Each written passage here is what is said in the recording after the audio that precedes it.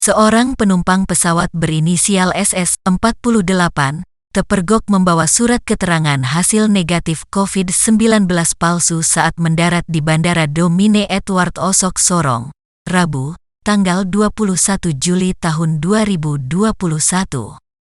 Selain itu, petugas juga menemukan kartu vaksin dan surat keterangan KTP palsu. Dalam pengakuannya ke petugas, SS mengaku terpaksa memalsukan dokumen karena sibuk bekerja konsultan. SS merupakan penumpang dari maskapai Sriwijaya Air dengan rute penerbangan Jakarta, Makassar, Sorong. SS kemudian dibawa ke ruangan sekretariat Satgas COVID-19 kantor Wali Kota Sorong untuk pemeriksaan. SS mengaku tak memiliki banyak waktu untuk mengurus dokumen perjalanan tersebut.